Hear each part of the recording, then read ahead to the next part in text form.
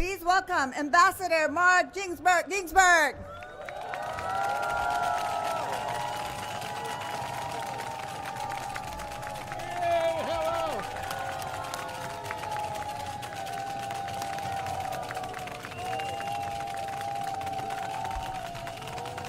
Hello, everybody. Hello, my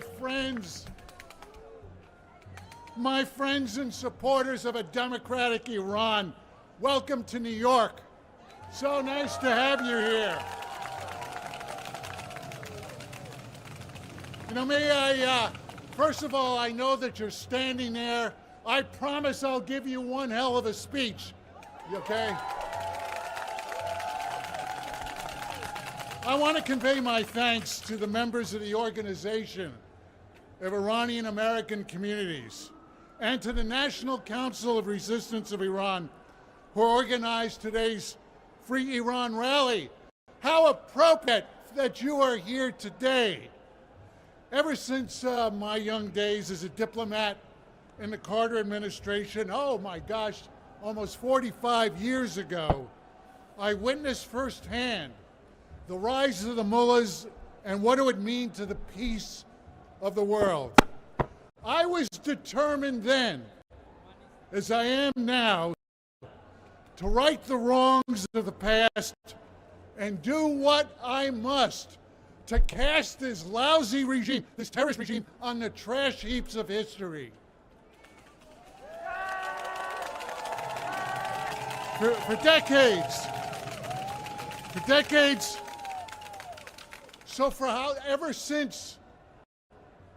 ever since I've been 30 years old, and now I'm about to be 75, I have stood with you, okay?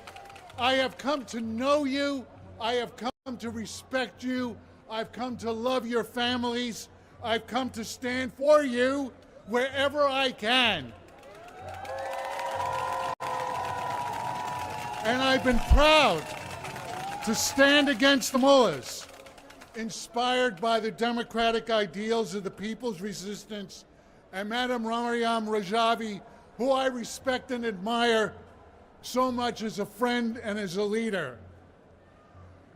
You know, this president of Iran, this is his second visit, and he will come here, as he spoke today, to exaggerate Iran's peaceful intentions. Oh, and how he will huff and he will puff with bogus bluster. How Iran.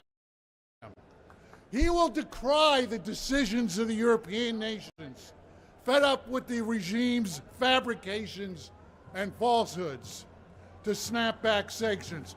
He will blame the moon and the stars for the oppressed people and for the wars that Iran has committed in Iran. He will blame everybody except the Supreme Leader, the IRGC, and that decrepit terrorist regime that brings such horror to the people of Iran. I ask you,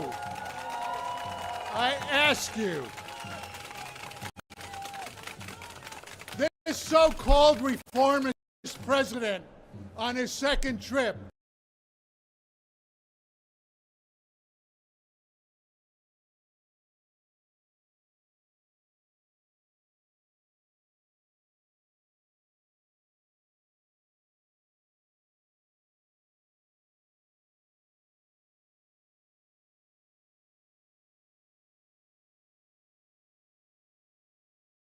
just look.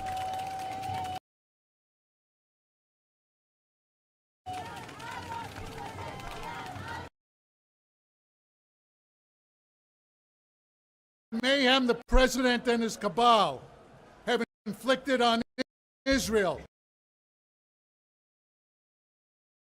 the rest of the Middle resistance. What a joke that Axis is resistance. It is a figment of the regime's warped imagination. And thanks to the resistance units of Iran who have sacrificed under Madam Rajavi, your friends and your family, that axis of resistance is no longer.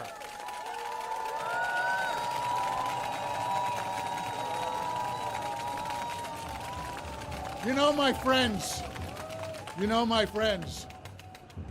the mullahs consider nuclear bombs an insurance policy against their downfall. They blindly believe the free world will let them build a bomb and cling to power with the bomb in their hands. If they believe that, my friends, I have a bridge down the river in Brooklyn to sell them.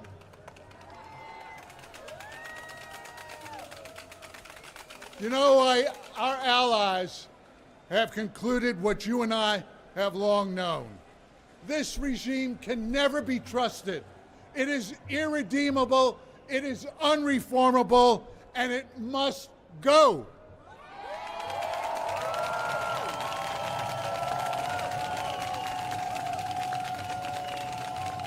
This is a moment of truth to reimpose the snapback sanctions that Iran wiggled out of in 2015.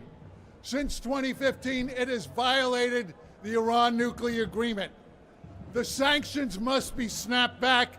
They must be reimposed. They must accelerate the end of this regime. Let us hope that our European allies will not cave to Tehran's 11th hour false assurances that all will be well if the Europeans do not reimpose sanctions.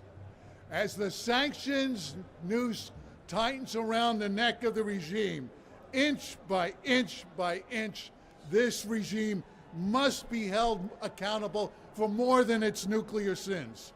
We need to choke off. We need to choke off their access to international financial system and to the spare parts they desperately need to fuel their weakened economy. We need the consistent application of iron-fisted soft power, and that is vital. The regime will be brought to justice, I promise you. This regime will be brought to justice for violating every international convention on human rights that this United Nations behind us is supposed to honor and respect. You know, this regime will never stop lining its pockets and stealing from the Iranian people. They will never stop murdering the people who seek democracy and freedom. The people who stand tall in the streets of Iran will not stop demonstrating, will not give up. They will continue to fight. Every day across the Iran, protesters are defying their regime. I know. We hear their pleas for help in Washington, in New York, in Chicago, around the world. We hear their pleas. We know you are calling us for help.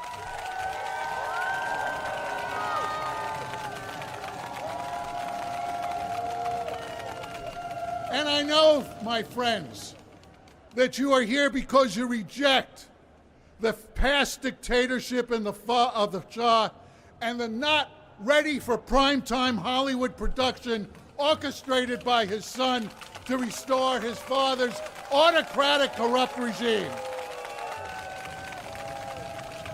I know the people of Iran do not want to turn back the clock to the days of kings doling out little bits and pieces of democracy while they rule from the throne.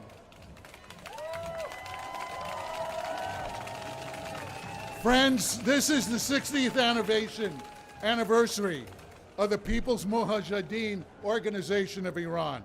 For over 60 years, it has been the vanguard of democratic aspirations, providing resilience, leadership, and vital intelligence that were instrumental in helping to prevent Iran from already having the bomb. We are so proud of their sacrifices. And along with the MEK and the National Council of Resistance of Iran, the NCRI has galvanized a democratic movement inside and outside Iran, promoting peace, resistance, and change under the tried and true leadership of Mrs. Rajavi.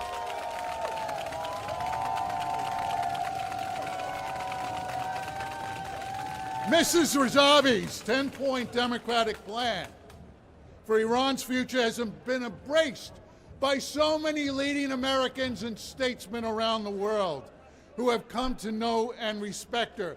And I know, I have been with her, with all of these leaders. They stand by her because she is the true leader of a democratic opposition.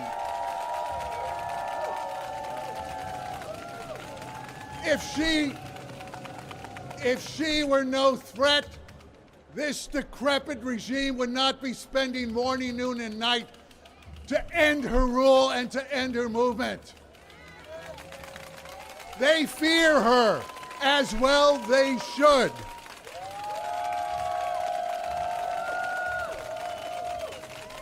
You know, my friends, they know she is an iron lady whose network inside Iran has chipped away piece by piece at the edifice of this regime and its global network based in Ashraf III, as well as in Europe and North America and in Australia, is so impressive.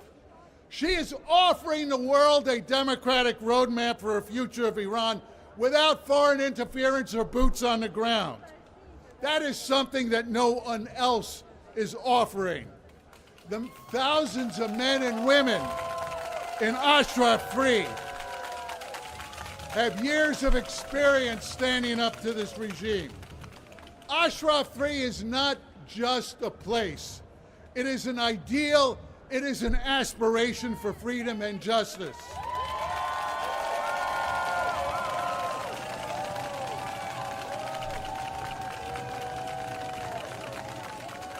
Ladies and gentlemen, with every protester killed, the regime just adds more fuel to the fire of their end. A change in this perverse system of government must come, but it requires all your help and all the help of the American people. Since 1981, you have come here to this plaza, demanding change, demanding freedom for your family and friends in Iran. 45 years you have pleaded with the world's leaders to stand up for freedom and justice and democracy.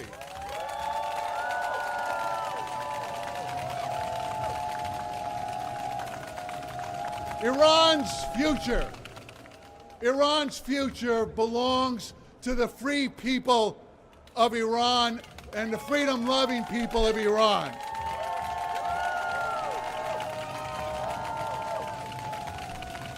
All democracies, all of your friends and family in the United States, all of the leaders of the United States, all democracies around the world must stand with them. As we do so today, thank you for being here. Thank you for defending freedom. Thank you.